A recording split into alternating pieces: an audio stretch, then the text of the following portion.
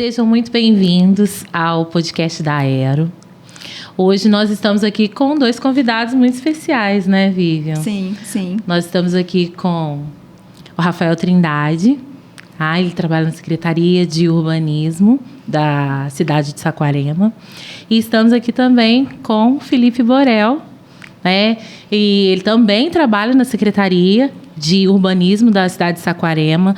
Eu quero agradecer muito a vocês dois por terem aceitado o nosso convite de estar aqui nesse bate-papo, que hoje nós vamos tratar, né, sobre a importância das políticas que envolvem tanto a questão de habitação de interesse social, quanto as políticas do planejamento urbano. Isso, falar um pouquinho do Viver Cidade, isso, de tudo que também. Eles, né, com tudo que eles trabalham aí na arquitetos, né? 4 arquitetos na mesa. Muitas histórias, né? Tem. E muita coisa para a gente compartilhar. E vai ser muito importante para você que está acompanhando o podcast da Aero, para vocês, mesmo estando aí do outro lado, participar. Vocês podem deixar comentários, algumas perguntas que depois a gente direciona para os nossos convidados, para que eles possam responder e a gente vai aprofundando nos assuntos. Isso aí. E nós não podemos deixar de agradecer aos nossos patrocinadores, porque são eles que proporcionam que a gente possa ter esses momentos tão especiais aqui, e a gente queria falar um pouquinho dos nossos patrocinadores. O podcast da Aero tem o prazer de contar com o apoio da Mútua, que é a Caixa de Assistência dos Profissionais do CREA. Para você que ainda não conhece, a Mútua oferece benefícios reembolsáveis de serviços exclusivos para profissionais da engenharia, agronomia, geociências, proporcionando uma plataforma de empregabilidade, segurança, planos de saúde e muito apoio ao longo da sua carreira. Com sua ampla gama de benefícios, a Mútua promove o desenvolvimento profissional e pessoal de engenheiros e arquitetos, contribuindo significativamente para o avanço do setor. Estamos muito gratos pelo patrocínio da Mútua, que permite trazer conteúdos relevantes e de qualidade para os nossos ouvintes. Não deixe de conhecer mais sobre os serviços e vantagens oferecidos pela Mútua, acessando www.mutua.com.br. A Rose Neves Decoração de Interiores é especializada em transformar ambientes com competência e profissionalismo. A Rose Neves oferece uma variedade de cortinas, persianas, papéis de parede e outros elementos decorativos. Se você busca design, modernidade e eficiência, não deixe de conhecer o trabalho da Rose Neves. Acesse @rose_neves_. Outro parceiro essencial do podcast da Aero é a Vilarejo Acabamentos, a maior rede de acabamentos do interior do estado. Para quem busca soluções completas em acabamento, a Vilarejo é a referência certa. Acesse @vilarejoacabamentos. A Aero, que é a Associação de Arquitetos e Engenheiros de Rio das Ostras, agradece a todos os nossos patrocinadores por proporcionar esse momento de compartilhamento de conteúdo técnico de qualidade. Então agora a gente passa aqui para o Rafael, depois a gente passa para o Felipe, para eles se apresentarem, contarem um pouquinho para a gente da história, da formação, um pouquinho da história de vocês aí para a gente. Certo. Primeiramente agradecer o convite, né, da Aero, da gente poder estar aqui em Rio das Ostras, fazendo essa troca, né, essa conversa que eu acho tão sadia, tão importante. Sim. Estive aqui recentemente até participando também como Saquarema na Conferência Municipal da cidade aqui em Rio das Ostras, onde a gente teve a oportunidade de conhecer um pouco, né, dos arquitetos aqui, e hoje retornar é uma grande satisfação, né? Mas meu nome é Rafael Trindade, né, eu sou arquiteto, eu me formei em 2004, inclusive hoje recebi aqui, hoje é um dia especial, tá? Eu recebi, a gente tem um grupo de formados, eu recebi aqui, hoje foi 23 de agosto de 99, o primeiro dia de aula na faculdade. Não sei legal. Como descobriram isso. Muito bom. Mas um amigo nosso, ele por algum motivo, o pessoal lá, ele gravou que 23 de agosto de 99 foi o primeiro dia de aula. Nossa, então foi assim, hoje é o primeiro dia... Tempo, né? Tem tempo. Das suas vidas. Então assim, hoje é o primeiro, faz 25 anos, né, que começou essa paixão aí pela arquitetura, pelo urbanismo, né? Então, no caminho, quando eu li isso daqui, eu falei, tem que comentar, porque tem que registrar com os amigos. Parabéns, né? Tá nessa luta aí. Tinha 18 anos. Novinha. A gente Quando a gente começa, né, nessa carreira, são muitas dúvidas, né, de como prosseguir, né, dentro da área, o mercado, né? E depois você vai descobrindo as áreas que mais... Graças a Deus, a arquitetura e o urbanismo ele tem um leque, né, de opções, então a gente vai com o tempo se moldando, vai vendo e descobre que o mundo não é perfeito, que não dá para resolver todos os problemas e que todo dia a gente pode trabalhar um pouco. Mas aí eu concluí em 2004 a universidade e aí nesses 20 anos, né, de formado, eu resumidamente, né, metade dele, né, 10 anos eu atuei na iniciativa privada, diretamente construção civil, atuando como arquiteto residente em obra, que é uma área que geralmente alguns arquitetos não gostam de trabalhar diretamente com o dia a dia, mas atuei. E lá fui me especializando em gerenciamento de projetos, então saí um pouco do canteiro, trabalhando um pouco mais com a parte de controle de aquisições, de recursos humanos, de obra. Isso é metade, né? A outra metade é a metade que eu mais sou apaixonado, que é atuar realmente como urbanista, né? Muitos arquitetos esquecem um pouco dessa formação que a gente tem de urbanista, né? Hoje eu estou mais urbanista e arquiteto que arquiteto e urbanista. Então, eu estou nessa fase aí dos 10 anos de planejamento urbano. E aí, nele, eu atuei no começo com Favela Bairro, em escritório particular, e depois eu fui atuando em prefeituras. Estou trabalhando em prefeituras de Niterói, Armação dos Búzios, Cabo Frio e, atualmente, como você disse, em Saquarema. E todos eles, por incrível que pareça, por onde eu fui passando, era o momento de trabalhar com planos diretores. Então, é uma área que eu me especializei também. E aí juntei o gerenciamento de projeto da iniciativa privada para fazer esse trabalho de revisão de planos. E concluí meu mestrado em Sistema de Gestão ano passado e fui convidado para trabalhar na Universidade Estácio de Sá. Convidado não, né? Na verdade, fiz processo seletivo. E aí eles me chamaram para atuar. E lá eu atuo como professor em disciplina de urbanismo e de arquitetura de habitação.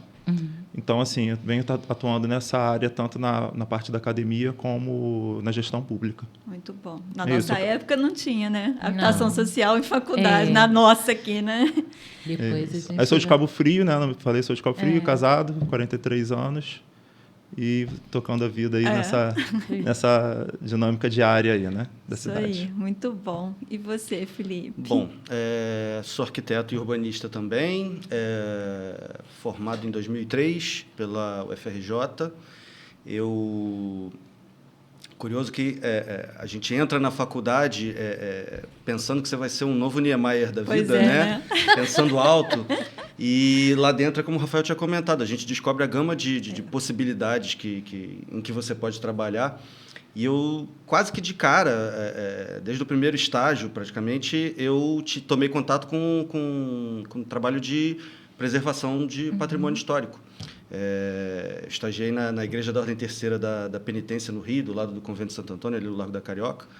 E aquilo foi um encantamento imediato, assim, e no fim das contas eu acabei passando, desde formado, aí, em torno de 14 anos, trabalhando praticamente 100% do tempo dedicado a essa área.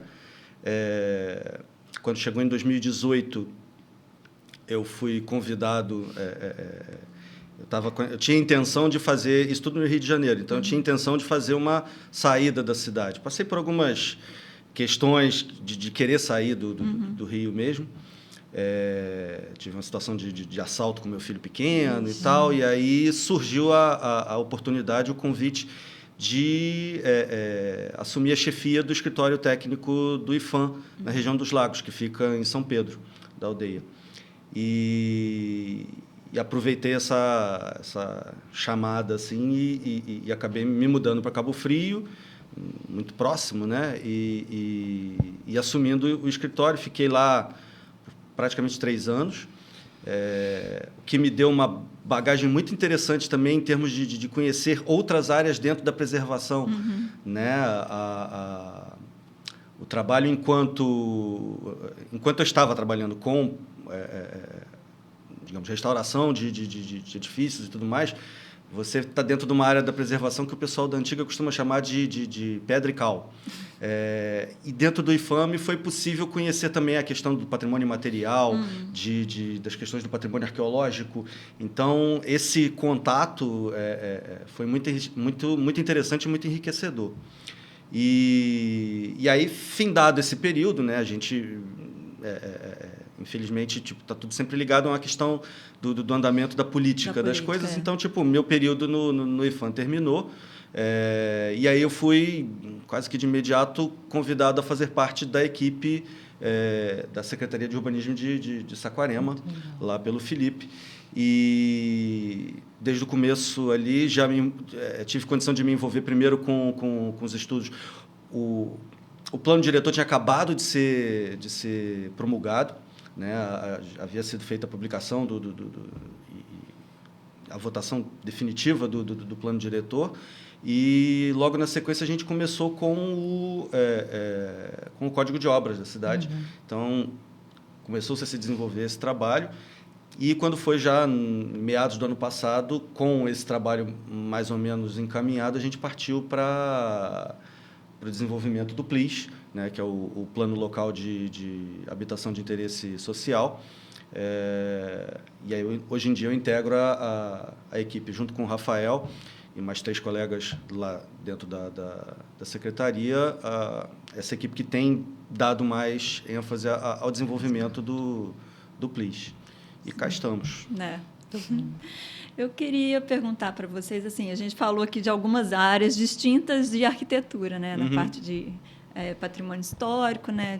Sim. Você na parte de urbanismo, revitalização. Queria que vocês contassem para a gente, aí vocês veem qual que vai começar, a importância da gente ter uma secretaria de urbanismo, uma secretaria de habitação social ou uma parte de restauração urbana, alguma coisa assim, em cada município, assim, de a gente ter essa secretaria voltada para o urbanismo, para a revitalização urbana, para a parte do projeto. Vocês têm essa visão, se é necessário, se não é? Eu acho que, de início, haver a secretaria, haver o setor específico que vai se dedicar a isso, é uma amostra de quem está assumindo a condução da cidade, de que tem intenção de atuar nessa área, né? Então, eu acho que chega a ser prejudicial não haver ainda que não seja uma secretaria, mas não haver um setor que se dedique exclusivamente a pensar na cidade, como ela se desenvolve, como ela cresce, quais são os problemas, quais são as demandas dela. Então, acho que é mais do que necessário, né? Eu vejo assim que é um ensaio. Enquanto você não tem esse setor específico, você também tem um ensaio de quem são esses personagens, de quem são esses atores, de quem são esses profissionais que vão atuar, né? Um laboratório de você criar um pequeno setor e estimular isso, né? Criar esse fomento de atuar dentro dessa política, até inicialmente parece ser mais importante do que efetivamente você ter uma secretaria. Sim. Porque senão você também não adianta você ter uma secretaria que não vai ter realmente o profissional que atenda. São áreas muito técnicas, né? Essas nossas áreas. Então, se você tem um grupo e tem condições realmente de ter, eu acho importante, não necessariamente, como o Felipe falou, uma secretaria, mas se você tiver uma coordenadoria, um setor, né? Hoje, lá em Saquarema, a gente é recente, nessa atual gestão agora, que surgiu a Secretaria de Urbanismo, né? E o Felipe Araújo, né? Ele não pode estar aqui hoje, inclusive mandou um abraço para vocês, né? Ele teve um compromisso, realmente, na agenda política lá em Saquarema, né? A gente é técnico, mas a gente tem essa parte também, essa demanda, né? política também. Ele teve que estar em Saquarema, agradeceu também. A gente também agradece a ele. A gente que agradece vocês. A gente agradece dele também, da gente também estar aqui. Mas, né, o Felipe ele teve esse histórico também de atuação no urbanismo e ele foi convidado, na época, a atuar lá e justamente estruturar essa secretaria de urbanismo. Então, você tem que ter uma peça que possa, né, iniciar todo esse trabalho. Então, você vai, né, com esse nosso olhar técnico, identificando as pessoas, identificando os trabalhos que são possíveis de imediato, os que estão por vir, né? Então, com essa estrutura, você consegue ter, né, esse grupo de montar realmente uma secretaria sólida e técnica que possa atuar. Então, respondendo assim, é necessário, não necessariamente uma secretaria, mas um setor que se acumule de pessoas realmente que tenham essa intenção, entendam dessa política, aí com certeza é necessário, né? Até mesmo para que você consiga, pelo menos, traçar qual vai ser o objetivo, quais serão as principais causas que vão ser tratadas. Às vezes, você começa com um setor, um departamento, aí você começa a fazer um levantamento de quais são as principais questões que precisam ser tratadas, né? Aquelas que são mais imediatas ou alguma coisa, e daí vai se expandindo, né? Mas, de qualquer forma, é importante o olhar técnico no desenvolvimento urbano na cidade. Com certeza, isso sem dúvida. Porque, às vezes, a gente fica sujeito a outras pessoas que não são técnicas para fazer esse programa de desenvolvimento do urbanismo, e a gente não tem tanta eficiência, falou, né? Também, a gente pensa a arquitetura como arquitetura, não como urbanismo, né? A gente esquece um pouco do urbanismo. E tem a questão de que, se você não desenvolve uma área voltada para a parte técnica disso tudo, você fica apenas na mão das intenções políticas. O que é importante, no fim das contas, porque sem a intenção política não vai haver, nada se executa, mas se não houver o braço técnico junto, não caminha da maneira que seria melhor caminhar, né? Sim. Vou fazer uma outra pergunta para vocês dentro desse tema. Legal. Nós fizemos a faculdade de arquitetura.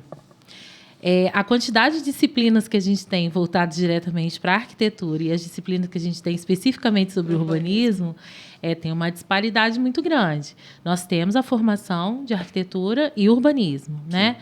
E quais foram as principais dificuldades que vocês sentiram logo que vocês saíram da faculdade, de começar a sentir que, para vocês, o direcionamento era para trabalhar com urbanismo? No meu caso, como eu estava no meu último estágio, era na Prefeitura de Niterói, e eles me convidaram para continuar, né? Me ofereceram condições de continuar. Então, eu comecei já realmente na administração pública, né? Trabalhando lá. Depois eu fiquei 1 ano, 2 anos. Aí depois eu fui direto para a Prefeitura de Búzios. Então, assim, já foi uma sequência acontecendo assim, né? de urbanismo. Meu trabalho final de graduação também era sobre planejamento urbano. Então, assim, é sempre uma área que realmente me cativou, embora eu concorde com você que se bem que na UFRJ a gente até tinha uma grade considerável de urbanismo. Talvez não fosse muito vasto em termos de número de disciplinas, mas o peso das disciplinas era muito grande. Com certeza. Mas Desculpa, eram 4 ou 5 disciplinas de projeto de urbanismo. Teve projeto de urbanismo. Era pesado. Né?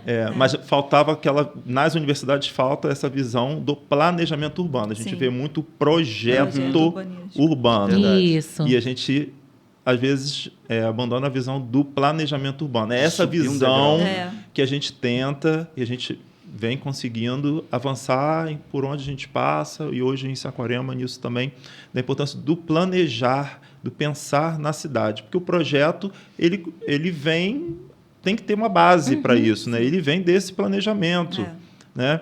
Então, na época da faculdade, embora a gente não tivesse, de repente, essa visão do planejamento, tinha algumas disciplinas eletivas, dentro do meu métier, assim, dentro do grupo que a gente trabalhava de urbanistas, já nascia muito forte essa visão de revisão de planejamento. Era a época de revisão de planos diretores em Niterói, depois eu peguei o de Búzios.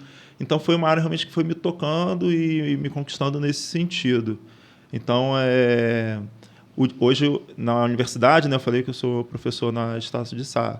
Os alunos viram e falam mesmo, olha, não gosto de urbanismo. Eu fiquei chocado, assim, semestre passado. Eles eram sincerões. Eu sou a louca do urbanismo, então... Eles eram sinceros, eles falavam assim, não, a gente não gosta de urbanismo. Eu falei, gente, por que vocês não gostam de urbanismo? Né? Na primeira turma que eu peguei, eles falaram isso. Eles explicaram, porque o projeto... Eu falei, não, olha só, vocês vão entender o seguinte, qual é a disciplina aqui? Loteamento? Não, porque fazer loteamento é muito chato. Eu falei, eu não estou preocupado aqui... A avaliação vai ser o loteamento, não há dúvida, é o projeto final. Mas eu vim aqui para mostrar a vocês o planejamento urbano para se chegar no loteamento. Qual a inserção desse loteamento dentro desse entorno, da cidade como um todo. Né? Aí alguns alunos, no final, vieram agradecer. Nossa, começaram a dar um abraço a torcer. Isso eu vejo que está se proliferando assim. E é importante para essa nova geração, né, que virá, entender essa necessidade. A gente vê as questões das mudanças climáticas, os grandes problemas, as mazelas que a cidade vem vivendo, e não tem mais como você ver isso. E a gente começa a ver, né, que algumas gestões públicas já começam a se moldar e pautar nisso. Então, a gente se sente até toda a infraestrutura urbana, satisfeito. Né? A mobilidade urbana, que é um macro assim, que abre. Né? É engraçado, eu já fiz o caminho um pouco que oposto. Né? Eu estava comentando, eu passei 14 anos da minha vida direto dentro de obras de conservação. Então, talvez não tenha me feito tanta falta alguma eventual lacuna que tinha na faculdade em relação ao planejamento urbano, ao projeto urbano, se bem que eu acho que não houve lacuna nesse sentido. Né? Não cheguei a desenvolver a ojeriza dos alunos atuais por urbanismo. Eu não sabia que sempre tinha achei uma disciplina, uma área interessante, mas acabei me dedicando para outra. E já estava casado com filho e para cá, quando no fim das contas, eu sou um novato na área do urbanismo, praticamente, se for pesar os dois lados. Né? Eu estou há 2 anos e pouquinho em Saquarema, mas de toda forma é um campo que é encantador, que você vislumbra a possibilidade de ajudar as pessoas, de estar fazendo algo que... Acho que a questão do urbanismo, assim, né? Porque todo mundo que tem oportunidade de trabalhar com urbanismo, né? Você trabalhar com arquitetura residencial, um edifício, uma decoração interior, é muito mais fácil você ter oportunidade de trabalhar, fazer um projeto urbanístico, que é muito difícil. A gente sabe que, assim, hoje é quando você está dentro de uma prefeitura ou de um escritório muito grande que presta algum tipo de serviço. A gente mesmo, né? Recém-formado, assim, não tem noção, né, do que é. É isso. Eu queria perguntar para vocês, assim, uma das vertentes do Viver Cidades é o Revita Urb, que a gente faz revitalização em alguns pontos degradados da cidade. Eu queria saber, assim, de vocês, qual que é essa importância da revitalização urbana para trazer de volta a população para essas áreas degradadas da cidade, assim, que estão esquecidas ali no cantinho. Ninguém passa, evita passar por ali. Como é que vocês veem essa parte de revitalização urbana, assim, nesses pontos degradados? Bem, sem dúvida, isso está, né, sendo discutido aí em todos os eventos que a gente participa, né? Nas conferências municipais isso foi muito citado, e a gente vê a realidade dos centros urbanos, né? E aí, quando a gente faz essa análise, esse diagnóstico da cidade, você pega qualquer município aqui da nossa região, tem esse mesmo questionamento, né? Como que as cidades foram se expandindo, né? Foram ampliando seu tecido urbano, né? E os centros foram realmente ficando deteriorados, ou algumas áreas abandonadas, né?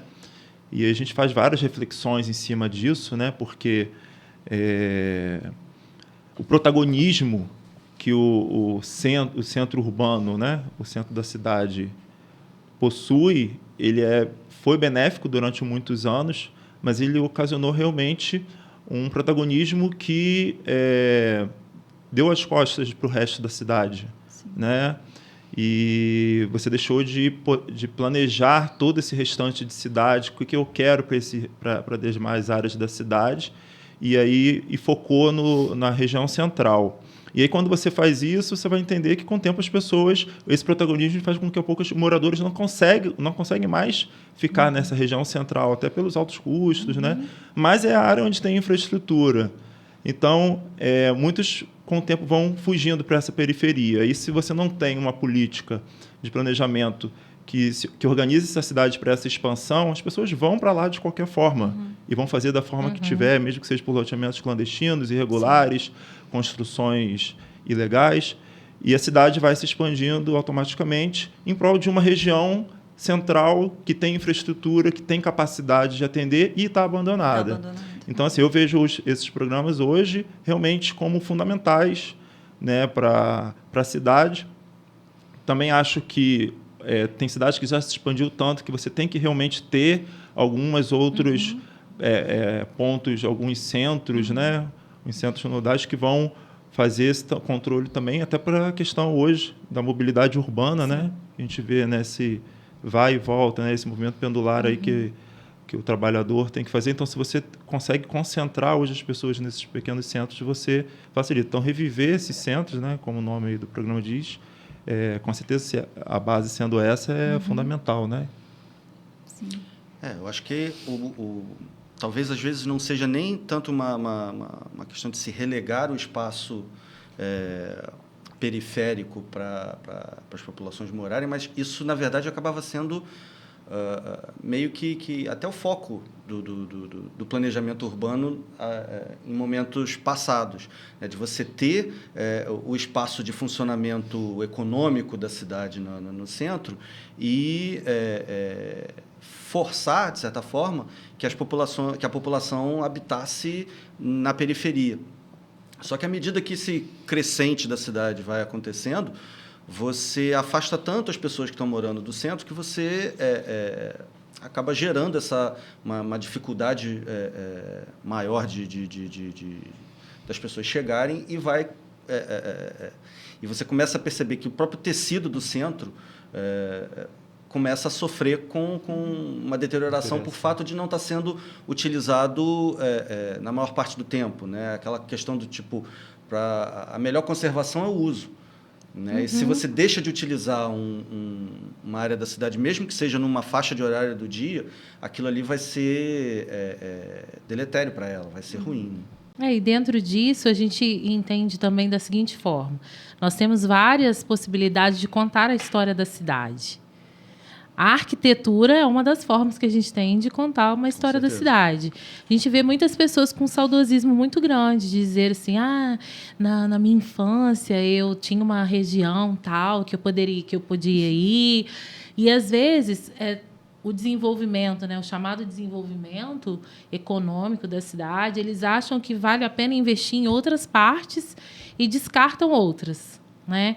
A gente estava numa reunião, né, de trabalho e as pessoas comentando que às vezes elas preferem levar os filhos para numa praça em Barra de São João do que ficar aqui em Rio das Ostras, porque não se sentem confortáveis nem com os equipamentos urbanos que tem lá, porque não tem manutenção. E também o entorno acabou sendo sufocado por tantas coisas. Você trabalhou com essa parte de patrimônio e você vê alguma brecha ou alguma possibilidade de, dentro dessa parte de desenvolvimento urbano, de uma secretaria que fala de planejamento urbano, ser mais efetivo, você conseguir identificar essas edificações que têm uma importância histórica e trazê-las para que a própria população possa ter uma relação com essa edificação e, assim, continuar a contar a história da cidade através da arquitetura? Com certeza, isso é muito importante. Antigamente, digamos, lá no início do entendimento pela necessidade de uma preservação de bens culturais e históricos, existia uma tendência a ser o próprio poder público ou as pessoas que faziam parte, as pessoas luminares que faziam parte de pequenos núcleos que definiriam o que era importante e o que não era importante a ser preservado. Então, você acaba tendo, lá no começo, igrejas fortes, grandes prédios administrativos e tal, como sendo elementos protegidos, e muita coisa que ficava relegada digamos, a uma importância menor, não recebendo esse mesmo tipo de atenção. Hoje em dia, com a evolução do pensamento em relação à proteção do patrimônio cultural, até com o nascimento do termo patrimônio cultural, porque a gente antes tinha a questão do patrimônio histórico e artístico, né, que acaba dando uma empompada um pouco, acaba ficando muito pomposo e deixa-se perder uma série de questões. A gente tem patrimônio cultural, né? São as coisas que, às vezes, os pequenos núcleos de população vão entender como elementos importantes e que precisam, de alguma forma, ser mantidos. Você estava comentando da questão chega um investimento, às vezes é bacana você fazer uma praça nova, mas será que você não vai acabar com a leitura daquela praça, ou melhor, de você reformar uma praça para torná-la uma praça mais nova? Você não vai acabar com a leitura, de repente, das pessoas que cresceram ali e que vivenciavam aquele espaço de um jeito diferente? Será que não tem um ponto de meio do caminho aí que possa se chegar para você ter elementos modernos, de repente, naquela praça, mas ter a mesma leitura que você tinha lá atrás e aquilo ali servir a todo mundo? Sim. Né? E permitir que as pessoas tenham identificação com o espaço onde elas estão. né, que é extremamente importante também. É um dos fatores, inclusive, que faz com que a questão da degradação do espaço se reduza. Porque se você tem apreço por aquele espaço que você está sempre ali, você vai cuidar melhor dele. Sim. Né? Acho que acaba sendo um pouco isso. E aí, não posso deixar de falar também da própria questão da habitação, né? Quando o Borel fala das pessoas, né, que vão revisitar esses lugares, que pessoas são essas, né? Se o ambiente era deteriorado, porque você vai reformar, você vai restaurar, e quem são essas pessoas que vão visitar? É o morador, né? Então tem que ser um reviver, uma revitalização que pense tanto no espaço público como a oferta. E aí uma visão minha um dos mecanismos é através da habitação. Sim. Né? Hoje a nossa bandeira maior, nossa política é essa de entender da necessidade de levar efetivamente as pessoas a habitarem. Então, quando você, em áreas degradadas, identificar também imóveis abandonados que possam, de repente, atender a essa demanda de habitação que a cidade tem, e, lógico, que tenha uma habitação realmente que haja esse interesse social de trazer também não somente produção de moradia livremente pelo mercado, mas com esse cuidado de você atuar como realmente peças-chave nesses imóveis para fazer toda essa gama de atividades novas, né? Funcionar, né? Tem muito imóvel assim, né? Que não, e o centro, eu acho que hoje eu vejo um futuro aqui em Rio das Ostras, assim, que o centro comercial está saindo do centro hoje porque está abrindo novos polozinhos na cidade. Sim. E se a gente não levar essa população e o turismo para esses centros urbanos, daqui a pouco a gente vai ter um problema grande aqui na cidade. Vocês acham que o abandono de certas partes assim da cidade, aí que a gente vem com aquele termo de arquitetura hostil, que aí a gente começa a ter que implementar coisas para não ter morador de rua, para a gente tentar mitigar esses moradores em certos locais, aí começa aquela arquitetura, né, que o pessoal chama de arquitetura hostil, de colocar cercas... Aqueles elementos de cercas, coisas pontiagudas. Que aí a pessoa, para não tomar... Né, porque a gente tem uma população de rua crescente, e eu acho que em todo lugar está crescendo muito. Vocês acham que se a gente tentar retomar esses espaços, a gente consegue reviver esses espaços com as pessoas assim da população, turismo, trazer mais comércio? A questão é que a gente não pode tentar lidar com a ideia de que a arquitetura isoladamente, ou o urbanismo isoladamente, vai salvar o mundo. Vai salvar, não vai. Tem sempre que ter uma ação conjunta, paralela, conjunta de apoio social, de busca de reestrutturação, eventualmente, da vida das pessoas que está ali à margem da sociedade, no fim das contas. Invisíveis, né? São os invisíveis. Porque, senão, na verdade, essas vão ser populações migratórias. Você vai instalar um equipamento que vai expulsá-las dali, elas vão migrar para outro lugar. E aí o desejo vai ser o quê? Não, vamos forçar para que vão para o município vizinho, porque a gente acaba com um problema no nosso. Não tem como. Então, tem que entrar o lado do trabalho social ali junto também. Né? Quando a gente escreveu Universidades, na realidade, Universidades o nome veio depois, né? Porque a gente estava escrevendo um projeto para se enquadrar dentro do ATIS, que é a questão da habitação de interesse social. E Vivian escrevendo o Revita Urb, que é de revitalização urbana. Mas entrou nesse ponto que você falou, né? Então, por isso que eu voltei nessa parte. De repente, a gente falou assim, a gente tem que fazer o lançamento desses projetos, vamos juntar e fazer, porque eu não conseguia desencilhar a parte da habitação de interesse social com a revitalização urbana. Eu não posso trabalhar de dar condições para uma pessoa ter uma moradia digna, né? E achar que ela tem a obrigação de ficar trancada dentro de casa, que ela não tem que vivenciar a cidade como um todo. Ela tem que ter o conforto de estar dentro da sua casa, né? E também tem que ter as possibilidades de lazer e tantas outras em uns locais da cidade, que a cidade oferece isso. Então, a gente fez um lançamento junto. A gente falou, não, vamos juntar, porque eu quero a cidade para pessoa para cidade. Então, a gente tratar o indivíduo não só dentro das particularidades dele, que é dentro da casa dele, que é a área dele de domínio, né? Mas tratar o indivíduo também na questão do coletivo. Então, vai dentro daquilo que você falou. A gente não tem como desvincular uma coisa da outra, né? E eu achei muito interessante quando vocês estavam falando do PLIS, que aí eu vou pedir para vocês falarem do PLIS para a gente, explicar, né, para a gente como que é, e a experiência que vocês têm tido, né, de trabalhar com ele lá no município de Saquarema. Eu costumo muito dizer, quando a gente fala, antes de entrar no PLIS, você me lembrou essa questão dos projetos, né, que você falou, né? O fundamento da habitação, né? Quando você atua no ramo da habitação, a tendência é que isso se espalhe para outras temáticas da cidade, né? Vou te dar exemplo. Dentro do PLIS, né? Quando a gente trabalha com a visão da habitação, há uma multidisciplinaridade em outras áreas. Então, por exemplo, a gente fazendo o diagnóstico, né, que é uma etapa, depois a gente vai explicar um pouquinho essa dinâmica, mas a gente, por exemplo, pesquisou o caso de dengue no município de Saquarema. Lá a gente tem um departamento de geoprocessamento, que é o GeoSaquá, está sendo implantado também lá, Minas dos Olhos lá do site Felipe. de Saquarema, gente, é o sonho. O SUFES e o Saquarema e o GeoSaquá, né?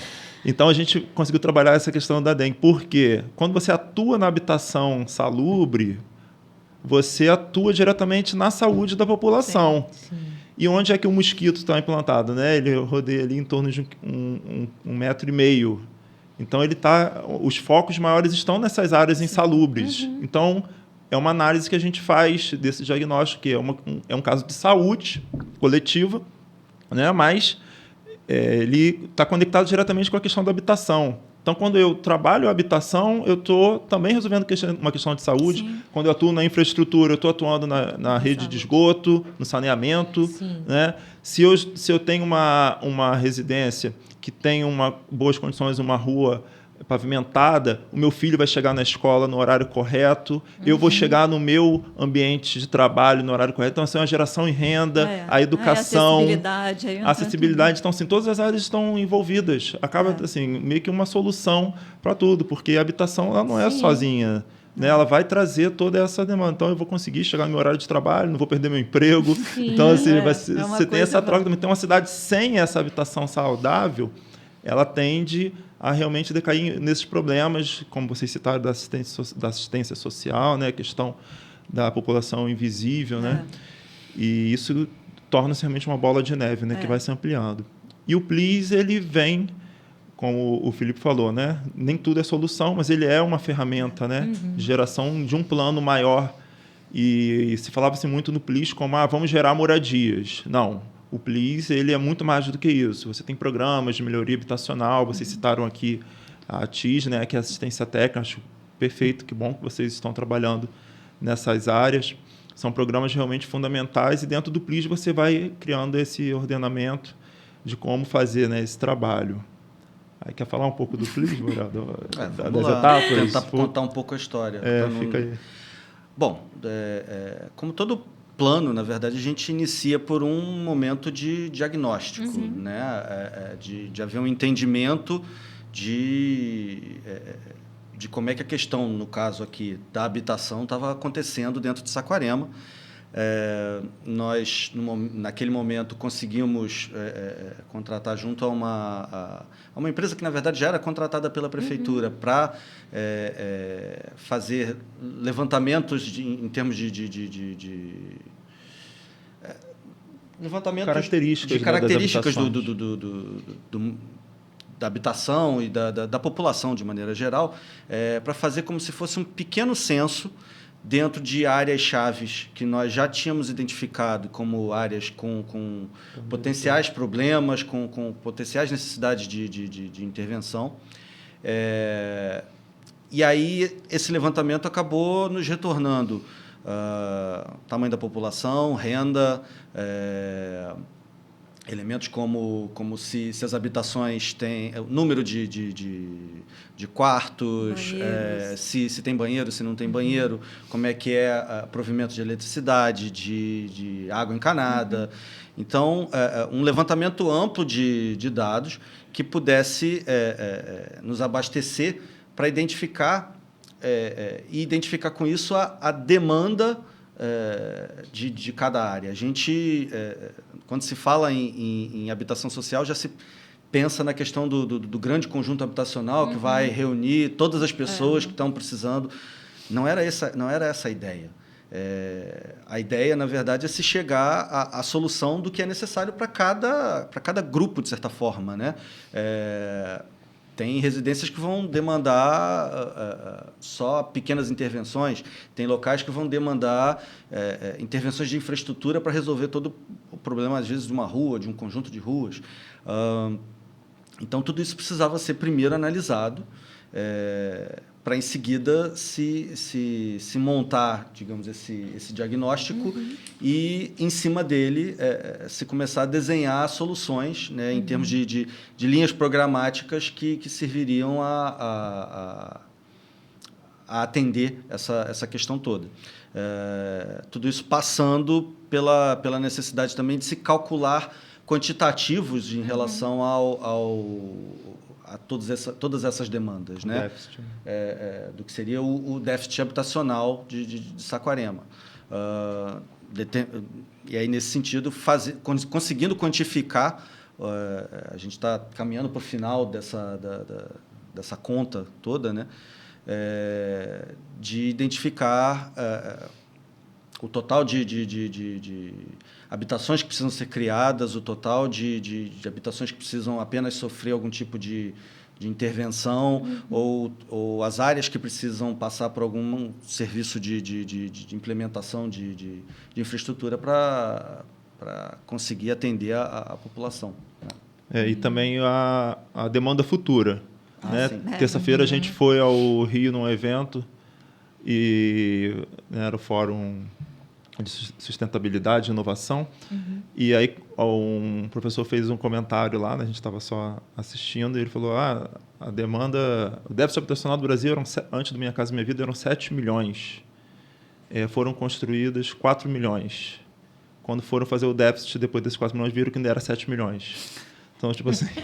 Qual é a questão? A população não para, né? Não Foi para de crescer. Então, você tem que calcular também essa demanda futura, né? Que está por vir nos 10 anos. E a população está envelhecendo, né? Então, exato. Então, vai aparecendo mais demandas. Então, é uma crescente. Então, o PLIS, ele vem nessa lógica, e é por isso que são 10 anos, né?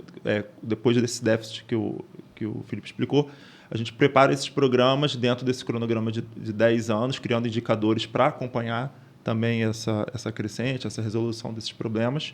E em 10 anos, então, você vai estimulando cada um dentro de um programa, ou seja, através da ATISA, da melhoria habitacional. A gente está institulando lá o Habita Saquá, a tendência é que seja esse o nome, que é o programa de construção dessas unidades. E aí você vai identificar os recursos, né, possíveis, necessários, federais, estaduais, municipais, para ir atendendo isso dentro dessa divisão, aí, dentro de um cronograma de 10 anos. E os indicadores que vão avaliando isso mensalmente ou anualmente. E aí eu vou puxar um pouco também para a fala do CONCID, que é o Conselho Municipal da Cidade, que é aprovado no plano diretor.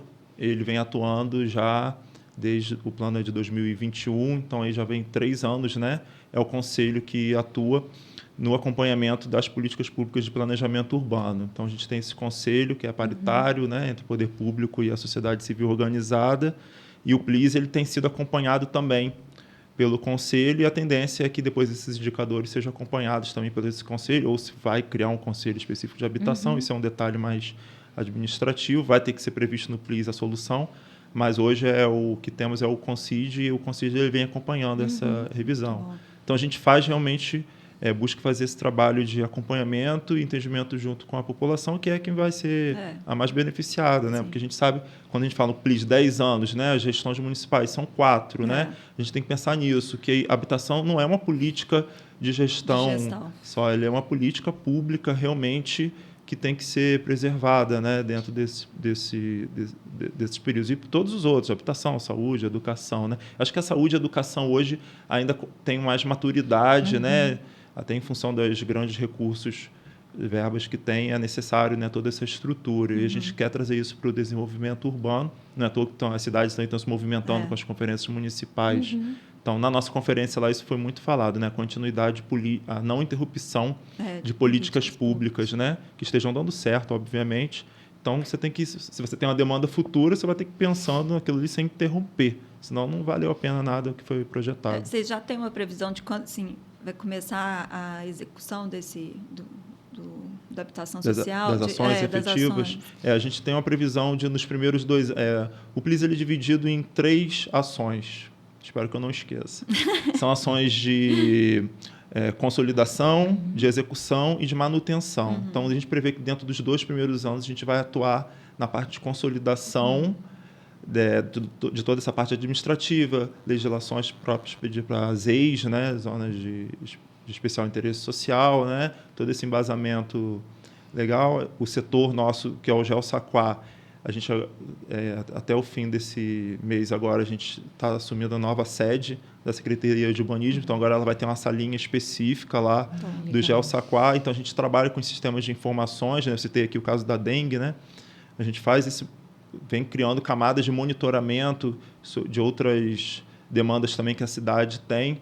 Então, esses 2 anos também é para a gente consolidar e aí acompanhar, de repente, porque não esse déficit habitacional mensalmente ou a cada 2 meses, 3 meses.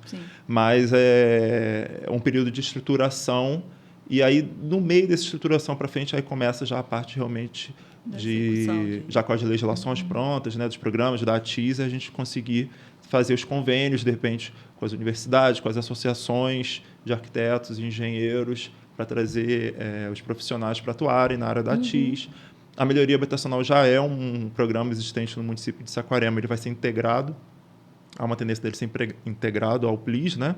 E a parte das construções, a gente já vem identificando esses vazios urbanos, né? Que são essas áreas que estão deterioradas, aptas a receberem unidades, a gente já está trabalhando nessas divisões aí para entrar na parte de projetos. Então, isso demanda realmente um tempo de 2 anos aí, é o que a gente prevê para fazer essa consolidação, para atuar na parte de execução. Uma coisa importante com relação a essa questão da seleção das áreas onde virão a ser construídos os espaços para novas edificações, para novas residências, é que a gente tem buscado sempre encontrar áreas que sejam relativamente próximas, relativamente integradas aos bairros de origem de onde essas pessoas estão saindo. Para não se criar justamente aquela questão do grande conjunto habitacional, né, sem pertencimento pulverizado, que seja um lugar onde a pessoa já está familiarizada, já tem a questão da identificação com o lugar, né? É importante mesmo. Pequenos conjuntos, né, em áreas, de preferência em áreas públicas. A gente Você busca sabe também o déficit daqui, de habitacional? Não sei. Eu também não sei. Vou procurar saber. Não sei nem se a gente tem esse estudo. Precisava Alguns dados são importantes, mas a gente não tem acesso, né? Então...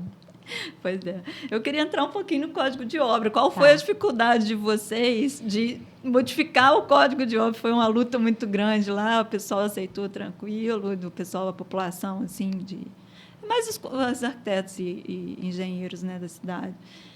Teve uma aceitação, porque aqui a gente está meio travado, né? A gente estava conversando antes aqui, o nosso plano diretor está 18 anos atrasado, então a gente fica fazendo puxadinho para alterar o Código de Obra. É o famoso 2006. É o famoso 2006. A gente está lá no 2006, a cidade triplicou de tamanho, continua lá o plano diretor de 2006. A gente tinha um plano diretor que eu já não me lembro exatamente da data dele anterior. Na verdade, ainda é o vigente, né? Mas ele realmente estava muito travado, né? E tinha questões mesmo de lacunas dentro da lei. Então, foi um processo também de buscar fontes em outros municípios que tenham uma ferramenta mais moderna, mais bem elaborada, para tentar compor essa nova ferramenta. Né? Mas, foi aprovado em 2021, né? O de Saquarema. 2021 foi o plano diretor. Os dois. Você está falando específico os dois. Da legislação como um todo. Quando você fala o código, seria desde o plano diretor, né? Porque o plano diretor a gente está travado aqui também. Então, sem mudar o plano diretor, a gente não consegue alterar. Não tem como. O plano foi aprovado em novembro ou dezembro de 2021. O plano diretor. Isso. Aí que partiu para as leis. Depois disso é que se partiu para as leis acessórias, né, as complementares. O zoneamento, né, foi aprovado em seguida. Obras. E o Código de Obras, que foi já feita a minuta, também passou. Todas essas minutas elas têm um procedimento, né? Elas passam pelo período de consulta popular, né? As reuniões, né? Os diagnósticos técnicos, e aquilo ali é gerado toda uma composição e há um acompanhamento. Foi criado em 2021 um comitê gestor que acompanhou nessa revisão do plano, e esse comitê dentro do plano diretor foi, na verdade, uma semente que criou o CONCID. Então, hoje, todas essas leis complementares, dentre elas o Código de Obras, também passam pelo Conselho. Então, as minutas são geradas, são avaliadas, são feitas consultas e são encaminhadas, então, ao ordenamento jurídico, né, o processo dentro do Executivo, para ser encaminhado à Câmara.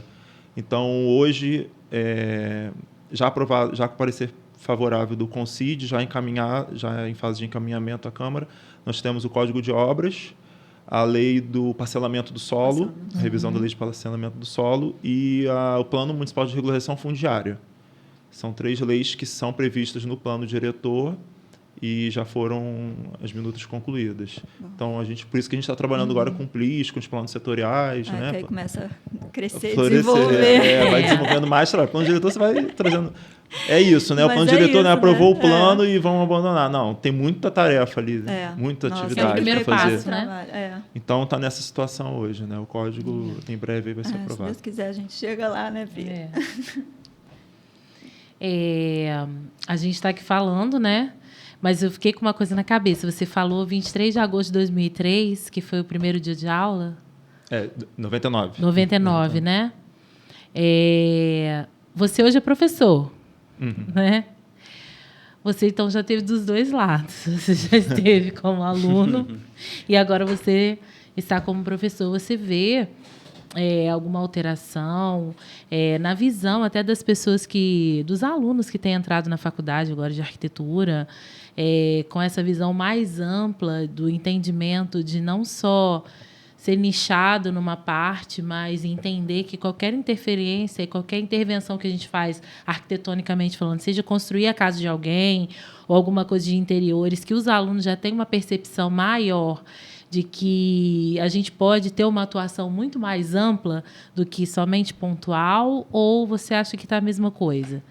Não, eu vejo essa nova geração, ela é menos preconceituosa que a nossa. Então, ela é mais aberta a outras discussões, a outras temáticas, a entender de forma ampla e aberta, sem melindres, qualquer situação que se põe em prática. Na universidade tem um escritório modelo que vem trabalhando com trabalhos de extensão, né? E é muito bacana isso, ver os alunos se interessando, vendo um olhar, né, de fora ali das 4 paredes da sala, mas vendo a necessidade dela de como realmente atender como cidadão, né, dentro da sociedade. Então, de repente, falta essa base de alguém que impulsione, né, dos professores darem esse olhar. Acho que, de repente, assim, a reciclagem é maior com os professores. Do que com os alunos. É mais a gente do que eles. É mais a gente do que os alunos, porque eles estão abertos a ouvir. Né? Eu citei aqui o caso que eles falaram, não, agora eles também são diretos. Não gosto, né, tem aquele coisa, né, da opinião formada, o né? Preconceito. Mas é muito da idade também, né? Então, assim, para formar, daí você cria... Mas eles são mais aptos a abrir e repensar, né? A escutar, né?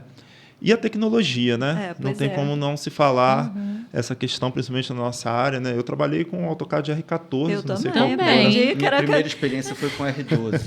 Ainda era no DOS. Mas isso é porque eu tenho formação de técnica de edificações também. Então, nossa, meu estágio de edificações lidava com isso. Para plotar projeto, a gente levava computador, né? Porque não tinha como salvar as pranchas. Passava uma tarde inteira, às vezes, para conseguir plotar tudo. E o desenho à mão, né? Que é uma realidade que, para eles... Não existe mais, existem disciplinas, a gente tem o próprio Ivo lá, né? Que trabalha lá na... Ainda faz o professor, ele tem esse dom, né? Não é muito meu, não.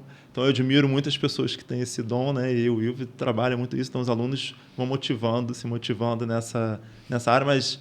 Você coloca lá, a minha sala é toda de prancheta até hoje, com a régua. Mas aí vem todo mundo e bota um notebook em cima e já vem. Daqui a um tempo as pessoas vão chegar na sala de aula com aquelas pranchetas e régua paralela e tudo mais e vão perguntar. Que é isso, né? A história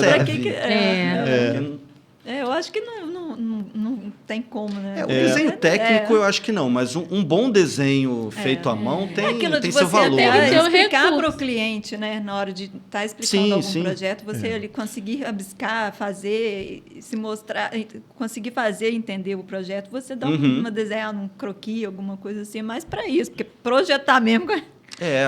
Eu falo isso com ele. Tem uns que já atuam até com softwares, né? Com o BIM. Né, nem conheceram o AutoCAD, já atuam com o BIM, eu acho importante. Eu estou na era do AutoCAD ainda. Eu já consegui partir para já evoluiu. Já deu uma evoluída. Não tem como. Mas eu não consigo só me dedicar muito a isso, então às vezes a gente passa o bastão para alguém resolver. Mas o que eu falo com eles, por que eu falo, não é aquela coisa chata, tem que usar o papel. Né? Usar o papel por quê? Porque eu usei. Não é isso. É porque eles são tão imediatistas que aí você pede uma coisa e eles já trazem pronta. E aí, quando você ainda está no meio do semestre, eles já acham que terminaram, que o projeto está completo. Aí você pede vai o projeto fazer um risco ali. Não, e risca o projeto todo.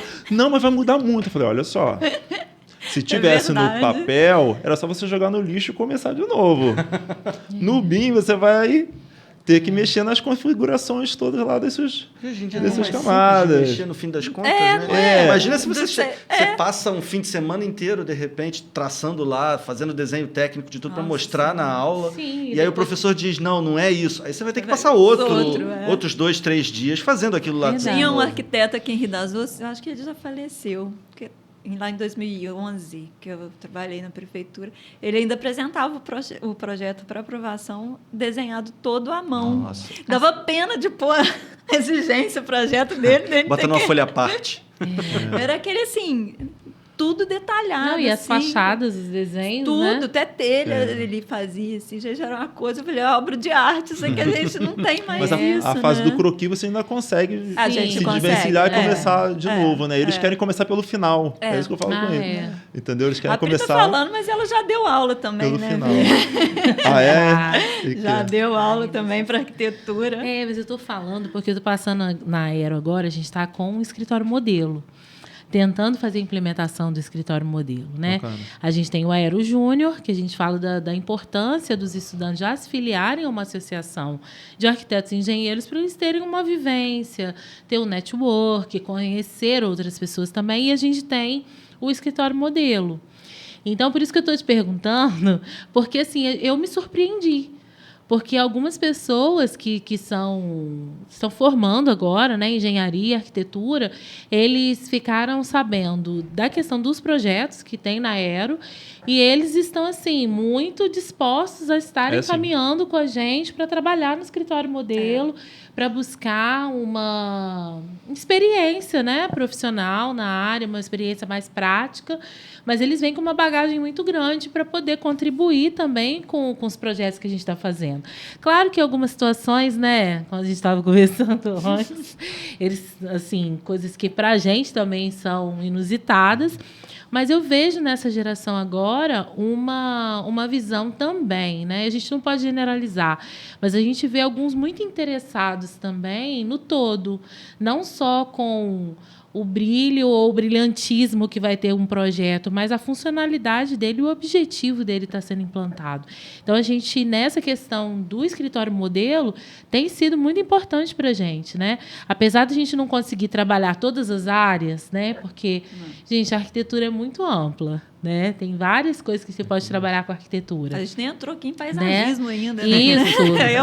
Não, são tantas coisas, mas esse direcionamento e a importância, como você falou, tem pessoas que vêm para impulsionar a vontade deles de estarem inseridos dentro de um projeto desse antes mesmo da formatura, né? Sim. Então, isso tem sido muito interessante e muito importante para a gente. Mas ele falou da questão de alterar. Eu lembrei que a Priscila me chamou para ser banca quando ela dava aula. Ai, gente, é verdade. Aí eu fui falar alguma coisa que a menina deixou um banheiro que 3 metros... Não, era o quê? 6 metros pé direito do banheiro? Nossa. O banheiro... Não, era 5 metros e alguma coisa que tinha o pé direito do banheiro. E a cozinha tinha 2,30 metros de pé direito. E a gente estava olhando, né? E a Vivian pontuou, porque eu estava dando aula na faculdade de arquitetura. E a Vivian, eu chamei ela para vir na banca. Ela e um outro arquiteto amigo nosso. Gente, mas a fúria se acendeu. Qualquer coisa que a gente colocava, era como se fosse assim, que absurdo você tá pontuando isso no meu projeto, como se fosse uma coisa assim, não, eu estou muito mais à frente. E você precisa se atualizar, porque isso aqui aí tenta dar... do arquiteto. A gente tem um pouco disso. Eu me lembro que no primeiro período da faculdade, os professores já chegavam dizendo, você já é arquiteto. Então, tipo, como é que você vai contrapor aquilo ali, né? Você está se ralando todo ali para conseguir fazer uma maquete, para fazer alguma coisa, e ele já está dizendo que você tem que responder como se você fosse... Maquete? Ainda tem maquete em faculdade? Tem. Ai, eu adorava. E é interessante porque a gente vai tratando com tantas coisas do próprio ser humano. Então, eu estou falando isso, quando você fala de que você está dando aula, eu fico voltando lá na minha época de faculdade, lembrando algumas coisas que a gente se revoltava muito. A gente acha, às vezes, que o professor sabia menos do que a gente. E, às vezes, a gente se depara com isso numa outra esfera. Às vezes, você vai como um profissional técnico, tratar sobre as questões do urbanismo com outras pessoas que não têm a formação de urbanismo, e a revolta é a mesma, como se fosse de um aluno que, assim, quem você acha que você é, às vezes, para você impor alguma coisa ou levantar essa questão, porque a gente não vai tratar disso. Então, às vezes, a gente tem muita dificuldade com isso, porque fica assim, não, mas não tem que tratar disso. Você está fazendo muitos desdobramentos, quando você falou do PLIS.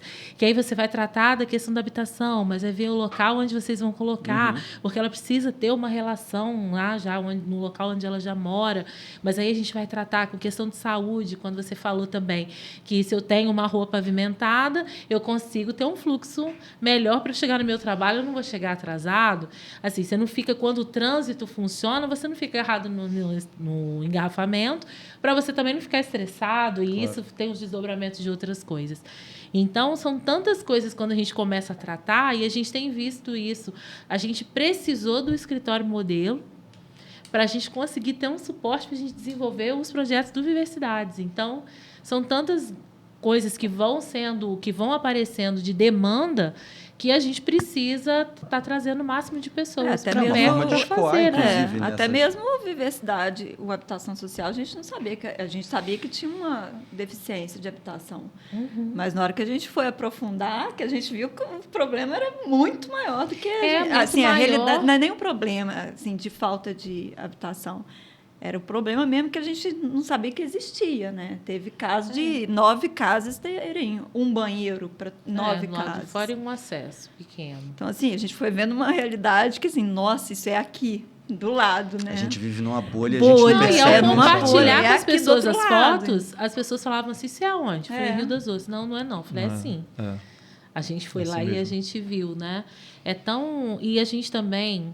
Eu não sei, a equipe que vocês têm lá para trabalhar, aqui no Viversidades a gente sentiu necessidade de ter o auxílio de assistente social, psicólogo, para a gente poder tratar como um todo, porque também não adianta, a gente entendeu e a gente fez essa análise diagnóstica, que não adiantava a gente chegar e fazer melhoria nas casas se a gente não conseguisse tratar a conscientização da pessoa que mora na casa. né? E a trabalho técnico social. Isso, porque a gente precisa também, aí criou-se outro desdobramento, né?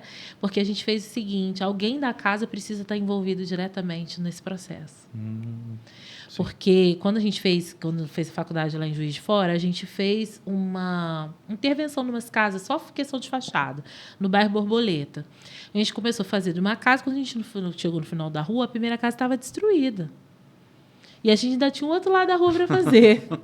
E quando a gente estabeleceu nesse projeto que as pessoas precisavam se envolver com mão de obra mesmo para fazer essa modificação da fachada, quando a gente chegou no final da rua, a primeira casa estava da mesma forma. E ele tinha feito até outras melhorias. Então, uma das coisas que a gente implementou no nosso projeto foi de colocar alguém da família como uma pessoa que vai nos auxiliar para fazer essas modificações. Então, às vezes, a gente identifica uma pessoa, tem um adolescente, um jovem na casa, e a gente identifica, assim, a gente consegue também te auxiliar para que você aprenda determinado ofício. E isso para você também vai ser proveitoso no futuro. E você já vai ter um estágio acompanhado quando você estiver fazendo. Então, alguém da família tem que se envolver diretamente com alguma coisa para que ele também tenha responsabilidade e ele vai saber o quanto custou, quanto tempo demorou, o que ele está envolvido diretamente naquele processo. Ele vai entender por que às vezes as coisas andaram um pouco mais lentas, porque a gente precisa da iniciativa privada. No nosso projeto, a gente conta com a iniciativa privada, né? Então, participando ativamente da modificação do lugar onde ele mora, a gente está conseguindo um resultado assim, a longo prazo. Eu creio que assim, até mesmo para fazer diferença no entorno. Nesse rapaz que a gente está fazendo as melhorias na casa dele, né, da casa de pau a pique, ele está sendo ensinado a como fazer um tijolo de adobe. Quando a gente ganhou 2 janelas para colocar na casa dele, depois ele me ligou e falou assim, Priscila, meu vizinho aqui de cima, ele também está precisando de uma janela. Eu sei que no projeto da ampliação da minha casa são 2. Posso dar uma janela para ele? Legal.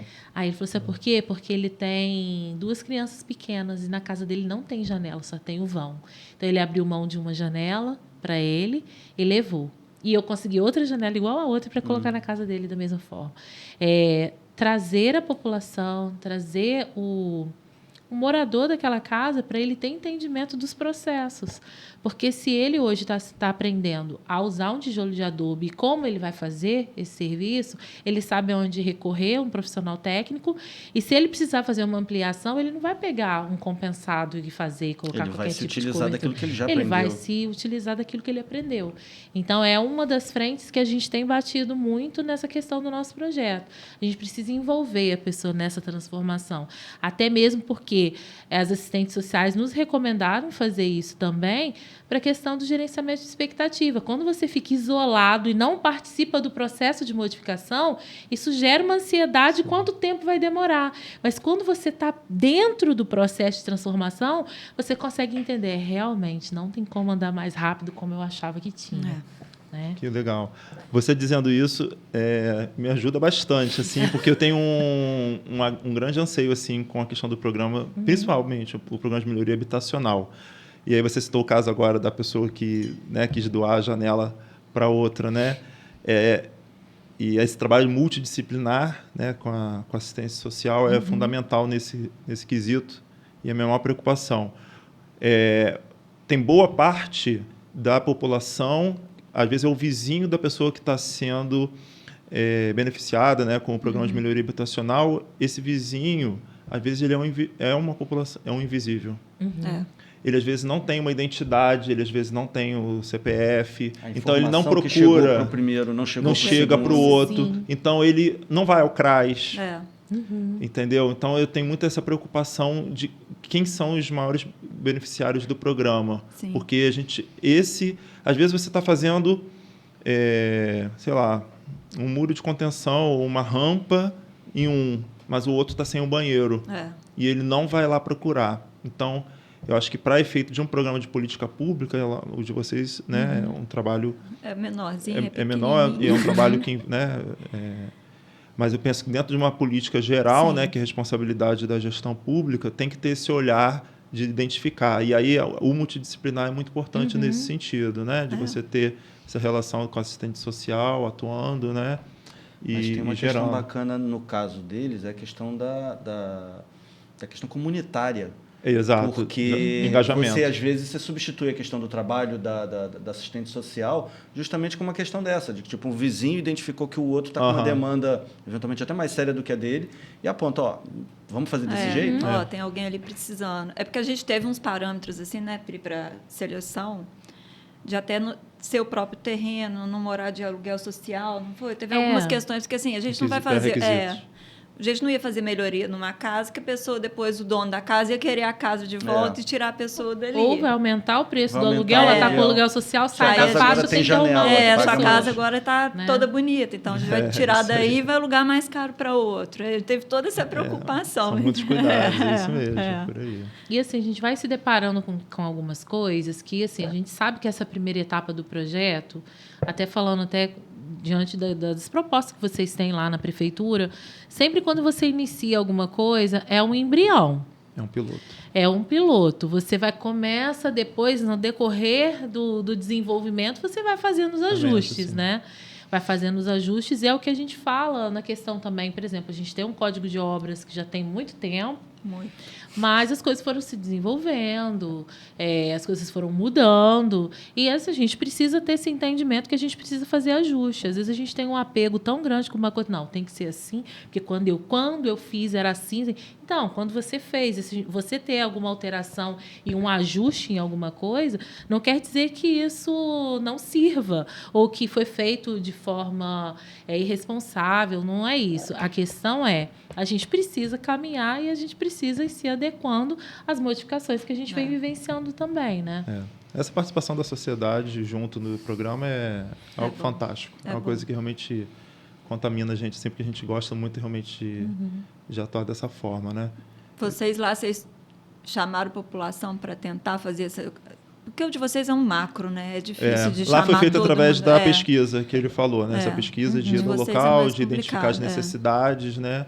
As pessoas foram ali identificando e a gente depois já referenciou, inclusive, essas demandas para poder entender e criar mapas temáticos em cima dessa área. Aí a tendência é que cada programa hoje absorva esse mapa temático específico para poder fazer essa distribuição melhor. E, logicamente, aí não tem jeito. Quando você entra para o programa, né, depois do plano, aí você tem que colocar uma lupa realmente em cada assentamento precário e fazer essa reanálise, até porque as coisas vão mudando, né, com o tempo. Mas a sociedade, ela participa, né, nesse... Além da própria análise, tem a participação dentro do conselho sim, da cidade. Sim, na verdade, o plano ele só anda, né, depois que ele tem uma aprovação dentro do conselho, que acaba tendo participação paritária, né?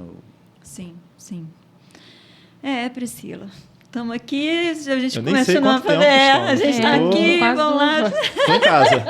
Estou habitando. Estou habitando aqui, estou tranquilo, nem sei. Infelizmente, a gente vai fazer um desafio, Vivian? Uai, você que sabe. Eu não pensei em nada, não. Fala aí. Além da arquitetura, quais são os outros talentos não ditos ainda? Vamos lá, vamos para aí. Eu jogo xadrez e tênis de mesa. Isso. Não. Eu gosto de pedalar e toco piano. Estou um pouco enganado. Que eu te ponho para cantar de novo aqui, hein? Você fica aí fazendo... Eu também toco piano. Eu não toco no conservatório. A Priscila é musicista, formada em música. Toquei bastante teclado. Hoje eu parei um pouquinho, né, de outros objetivos, assim, outros trabalhos, mas sempre gosto, sempre me fascina. Gosto muito das artes, né, de modo geral.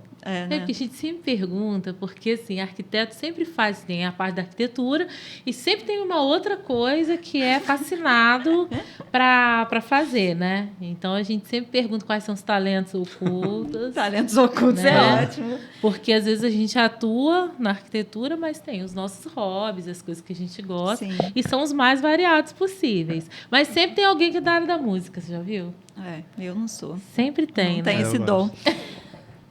Tenho lembrancinha para eles aí. Isso! Muito importante. Opa! Eu vou já tirar de dentro da sacola, tá? Bom, né? Queria agradecer vocês pela disponibilidade. A gente que agradece o convite. Não, a gente que agradece. Nossa Muito Senhora, bom. vieram lá de Saquarema para cá, dar essa conhecimento, trazer conhecimento para a gente, dar essa luz aqui para a gente também, para a gente ver se consegue implementar essas modificações, né? O que está dando certo. O que está dando certo lá para trazer para cá. Aqui. Uma xícara do podcast para você. Caramba, que lindo. Para você, levar de recordação. Isso, o podcast. Que seja a primeira vez, se vocês voltem aqui para a gente compartilhar mais. À disposição. A gente quer agradecer vocês por terem atendido o nosso convite, né? E não poderíamos deixar de agradecer os nossos patrocinadores.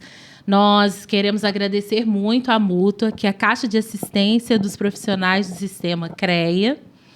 Nós também queremos agradecer a Rose Neves e também a Vilarejo pelo apoio nesse podcast. Obrigada aí aos patrocinadores. E a gente já está pensando na próxima temporada do podcast, Bora, né? Bora. E convidados de novo para falar de outras novidades a respeito do PLIS. Do PLIS e a gente do Viversidade, se Deus quiser. A conversa para mim foi excelente. A gente também fez essa troca, conheceu bastante esses trabalhos que vocês estão propondo aqui. Eu acho isso fantástico, né? Quando vem da sociedade. Às vezes a gente fica muito assim, o poder público não está fazendo. A gente tem que arregaçar a manga também. Né? E ver essas demonstrações. Ver a iniciativa sair. A iniciativa, eu acho fundamental. Eu falo sempre isso, né? A participação da sociedade. Eu sempre comento, não sei se dá tempo ainda. Dá, vontade. Mas a gente teve uma experiência, aí era no município de Cabo Frio ainda, né? A gente fazia o trabalho dentro do Concídio, também lá era Concepla, na época, que era a análise de estudos de pacto de vizinhança de grandes empreendimentos. E aí tinha um grande supermercado, não vou dizer o nome aqui, mas aqui em Tamoios, e que estava em processo de licenciamento, né? E a empresa, eu fiquei assim, fascinado com o planejamento deles, da parte urbanística mesmo. Uhum. Não só a parte do projeto, mas veio um estudo de pacto de vizinhança completo, com todos os detalhes, fazendo análise de fluxo de trânsito. A gente, nossa, que sensacional, não sei o que. Aí o pessoal fez análise e tal, foi aprovado. No dia que o conselho foi emitir parecer prévio, a gente tinha representantes da sociedade, tinham arquitetos, tinham profissionais, mas tinham pessoas da associação de moradores, sindicato rural, né, que tinha proximidade ali com a região.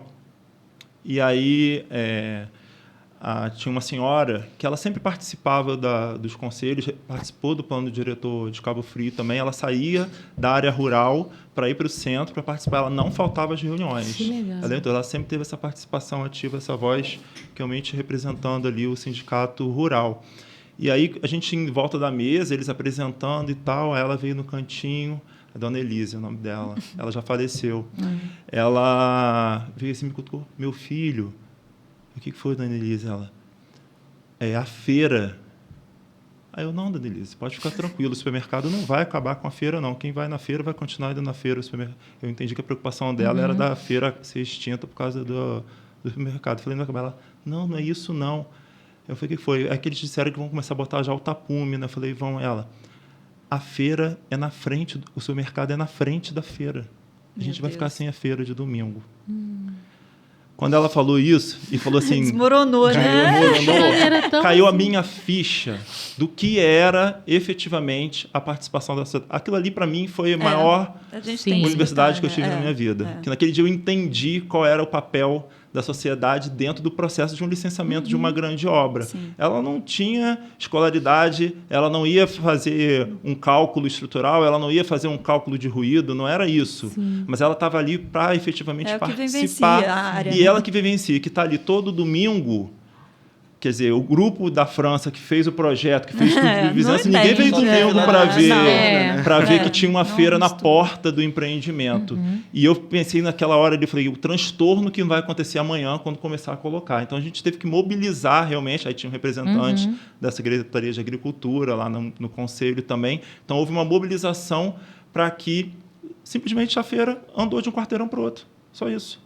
De um dia para o outro, que em um dia era necessário para fazer isso. Ia ser um caos, né? Agora, na hora, nossa mãe, ia ser um caos, um problema político gigante.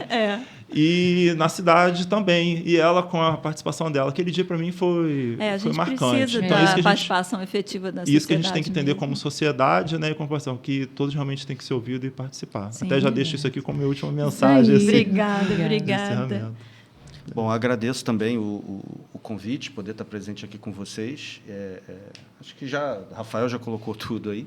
A gente está muito contente de poder estar desenvolvendo isso lá em Saquarema e desejamos que vocês também tenham sucesso nessa empreitada de eventualmente conseguir ter uma estruturação melhor para um entendimento de urbanismo da cidade que é mais do que necessário. Né? Sim. Obrigada, gente. Foi muito bom. Foi muito bom. Agradeço muito a disponibilidade de vocês. Pri, obrigada. Obrigada, Vivian. Obrigada, Priscila. Obrigada, gente. Não esquece de dar o joinha, compartilhar, comentar aí. E a gente volta numa próxima aí para continuar esse bate-papo aqui com vocês. Tchau, gente. Valeu. Obrigada, gente. Valeu. Até lá.